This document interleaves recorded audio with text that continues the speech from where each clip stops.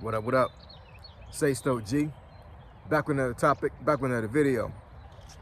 So the title of this video is gonna be get life insurance before it's too late. So we're gonna talk about it. So admin notes, thanks again to all the subscribers that have subscribed to my channel. I endeavor to keep pushing the videos out to give you leverage to better sales. So let's get into it. So why do I say get life insurance before it's too late? So that's literally what I mean, man. For real. I know in the black culture, and I've been picking on black culture for a couple of videos now. So y'all forgive me, but I gotta speak it, man. I just have to, because the thing is, when I talk about black culture, it's not for me to degrade or to talk like really bad about black culture. I'm trying to bring awareness, man, because there's a lot of stigmas about black culture that is not true, but there are some stigmas that I've seen growing up in my experience, and I think some of those stigmas actually are true in certain situations, in certain areas, right?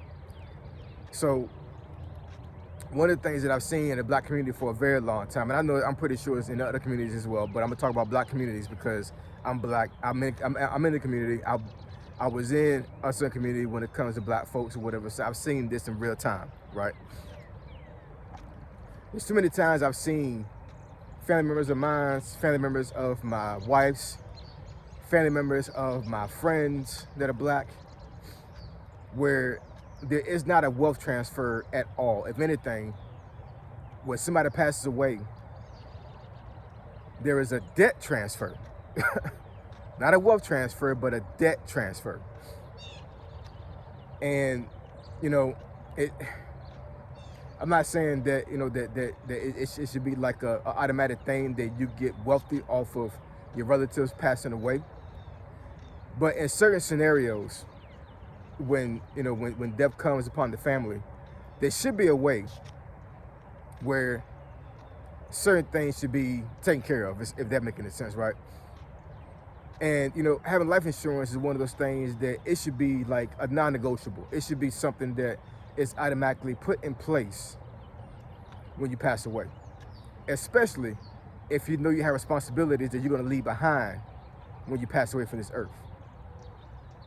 And I'm telling you, man, I've seen too many black families that the bank broke when somebody passed away. And it's crazy. And the person that passed away, a lot of times, in those scenarios that I've seen, they had a lot of responsibility. They had a lot of debt, consumer debt, any kind of debt, right? And, you know, a lot of times in those scenarios or whatever, the debt doesn't disappear when the family member passes away. It passes down a lot of times to the next of kin, right? Or a close relative. You know, however, you know, that debt was established and how the law deals with that debt, a lot of times the debt is not just white. These folks want their money, man. They want their freaking money. And when you pass away, it's like, okay, next, let me go ahead and move on to the next person or whatever that's kin to this person, because, you know, I want my coins, I want my numbers ran, I want my money, right? And, you know, I'm gonna speak from a perspective of a father and a husband. And this is not to disrespect anybody that's already passed away or to disrespect your family member that passed away. But if you are a father or a husband, or both, and you leave this earth without not necessarily leaving something for your family, but making sure that your family is not worse off financially, you know, before you passed away, then you failed your family to a certain degree. You did. You know what I'm saying? I'm pretty sure that your family members would rather you be here, you know, than them having the money. But the thing is, you know, money makes the world go round, man. Money is what we have to use, you know, to take care of ourselves. And if you put your family in a worse financial situation when you pass away, then you really did your family a disservice.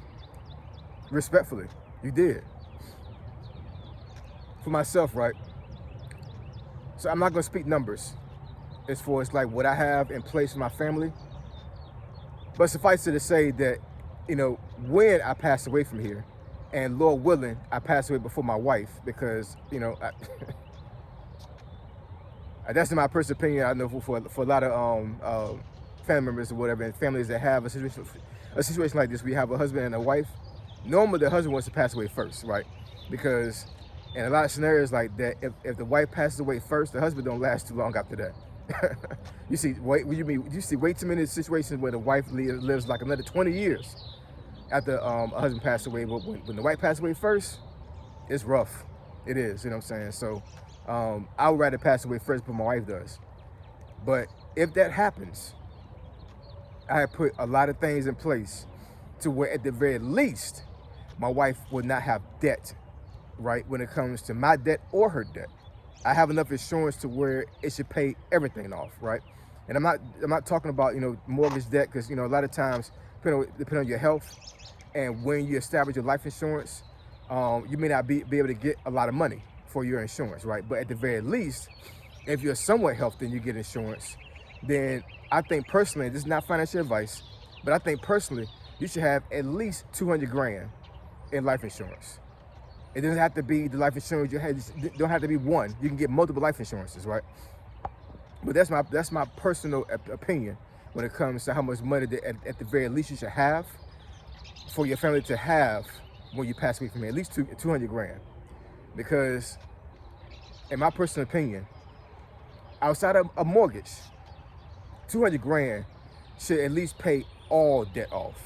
Your debt and your wife's debt. That's my personal opinion. Even if you got student loans and your wife has student loans, 200 grand should pay all that debt off. Now, of course, you definitely want a scenario to where like your spouse has a lot of money left over to do certain things, right? But at the very least, you should not leave your spouse with a lot of consumer debt. I'm just saying, man, you know what I'm saying? And these GoFundMes and these charitable things that happens, and folks ask for money to just bury the person. It's crazy. It's crazy, man. I was saying, like, even if you're impoverished, there's a way for you to get life insurance. It just is, man. I was saying, I mean, it may not be $1 million policy, but you can do something. And it seems like a lot of black families don't think about this. They just don't. You know what I'm saying? Once again, I know I'm not trying to be disrespectful when it comes to black culture. I know there's way more other cultures that deal with this scenario. You know what I'm saying? I'm pretty sure there's a lot of Caucasians, a lot of Indians, a lot of Asians that have family members that passed away that didn't have life insurance. I totally get that. I'm just saying, from my perspective and what I've seen over my life, I've seen way more black families that get decimated from consumer debt when a family member passed away versus other cultures. That's what I've seen, man, a lot of times. And it's almost like we don't think about death. We don't think about when we leave here. There's no plan for your family's life when you leave here. You know what I'm saying? And that's another thing. If you don't got a plan for what happens when you leave here, and you got responsibilities, and you got a family, that's irresponsible as well, and you did your family a disservice. You just did. It should be a plan put in place. Because we're not going to be here forever. We just not. That's the way God made us, man. And I'm saying, we're here for a short period of time. We do our assignment. We supposed to, to service on God and praise the Lord and do the Lord's work. And then when it's over and done with, we're going back to the Lord, right? And when that happens, then we should have same things in place, mechanisms in place, to where our family is taken care of. And I think it's selfish if you leave your family in consumer debt when you leave here. Now, I know there's some scenarios where like it can't be helped. You have folks that that try to get life insurance and they couldn't because of health situations and other things. Well, so I totally get that. But if you're able-bodied and you have a job right now, even if you don't got a good paying job, you can get something to put in place for your family before you leave out of here. You just can, man. You know what I'm saying? I don't care if it's just a $10,000 life insurance policy. $10,000 is better than anything, because at the very least you can bury yourself with 10 grand, right? Because I'm pretty sure the funeral home is gonna take all of that. They're gonna take all of that. You know what I'm saying? But at the very least, have enough money to get buried, right? This black families I've seen where they didn't even have enough money to bury their loved one. It's crazy. we, we gotta do way better than this in the black culture. We just have to. We have to do way better than this. Way better than this. But like I say, man, we don't like talking about leaving out of here. We don't. It's almost like if I don't talk about it, if I don't address it, then it's not gonna happen. You fooling yourself, man. You are fooling yourself. You're gonna be out of here at some point.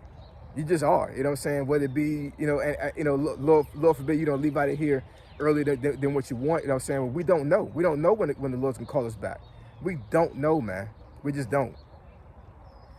And I understand life insurance can be somewhat sketchy.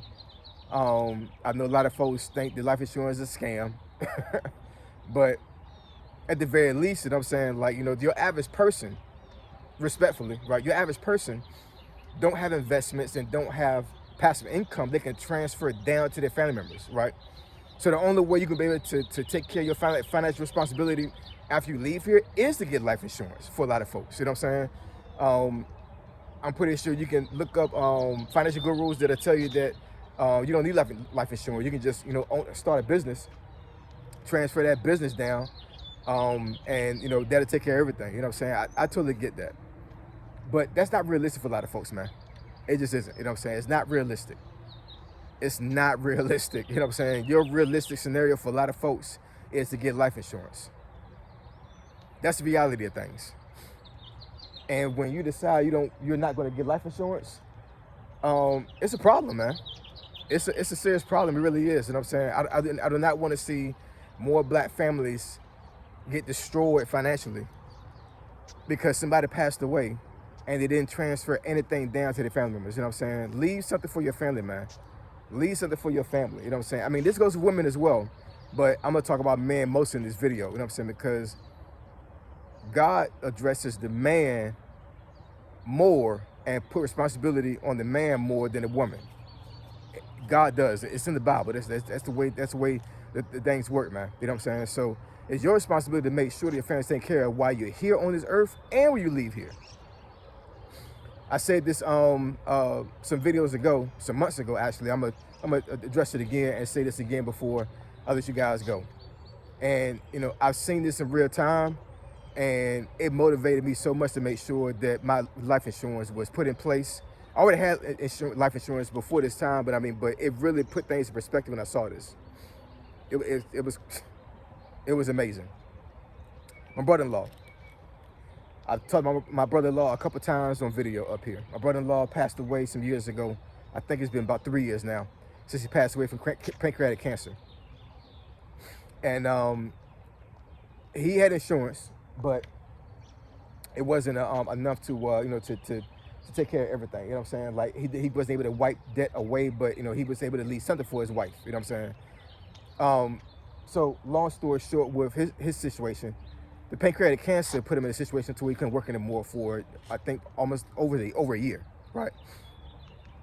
He didn't lose his job. He was a union worker, but bottom line is the pancreatic cancer really took a toll on him, and at one point he couldn't work anymore.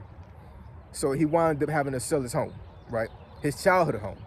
That home actually got passed down to him from his father. He actually grew up in that house. His dad left and bought another house, and then he wanted to take care of that house. And I remember clearly that me and him would sit down. Sometimes when I went over there to visit him, he had like 5 kids. 5 kids with his wife. His current wife at the time, he had 3 kids with his ex-wife. So I would come down there and take my daughter for her play with her cousins. And he would talk about, he wanted to get these upgrades in the home and everything. It was a nice neighborhood in Chesapeake, Virginia. So he had a lot of plans for that house. And unfortunately, pancreatic cancer, it killed all those dreams for him. So he wanted having to sell the house. And then at some point, he couldn't financially take care of his wife and his 5 kids anymore. So once he sold the house, he wanted to move him back in with his mom. Now his mom, had his dad, but they wanted to get divorced. I hope I'm making sense when I say this. You know what I'm saying? So his mom wanted to get divorced from his dad, and then she wanted to remarry him again, and then that husband passed away some years ago. But the husband that she had, her new husband, that passed away. And he explained this to me at one point, and then my other brother-in-law, his brother, had explained it to me as well. This gentleman had so many investments put in place and had put himself in a financial position that was so, I want to say crazy, but it was so stable that his wife literally did not have to pay for anything and go to work ever again in life. Now, she wanted retirement some years ago, because she's in her mid-70s now. She wanted retirement some years ago before this even happened, before her husband passed away. But when I tell you that this woman is set for life, I mean for life. I mean, she can live to be 100 and will never go broke. Never. So he wanted to move himself, his wife, and his 5 kids into that house. And to this day, his mom takes care of his wife and those 5 kids, her grandkids, by herself. His wife is African descent. So there was some situations to where like she couldn't work legally here in the States. At one point, she can now, you know what I'm saying? But I mean, it was one of those things where I think it was a scenario where they had to be married for 10 years or something like that. But anyways, yeah, so yeah, he put some things in place, man, that was amazing. I mean, she can literally go to the bank at any given time, pull out whatever money she wants to, and be fine. And he's been gone for at least over 10 years now, the husband. That motivated me, you know what I'm saying? That put me in a mindset. I was like, yeah, man, I want my wife to be like that. I want my wife to be in a situation to where when I pass away from here, she can go to the bank and do whatever she want to do. And it's not a problem. And all the bills are paid. She don't got to worry about money ever again. Now, I do understand that that scenario is very unique, and a lot of men are not going to be able to put their wives in that type of situation. I understand that. But at the very least, you can put yourself in a financial position to where when you pass away from here, your consumer debt and hers is wiped out when you pass away from here. That should be your goal. Once again, it's not financial advice, I'm just saying. You should be able to wipe out debt and have your wife be able to start over fresh when you pass away from here. Life insurance is very important, man. It's very important. And, you know, when you think about it, it's one of those things that, you know, that it's just necessary. It's necessary, man. It just is. And I'm saying life insurance should be a bill like your housing bill or your electricity bill or your car note.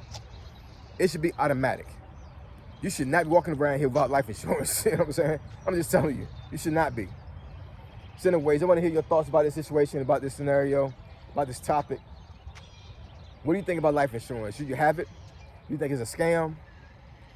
Or do you think that folks here are being irresponsible for not having life insurance? So I appreciate y'all. I love y'all. And I'll catch y'all next video. Say so G, signing out. I'm gone.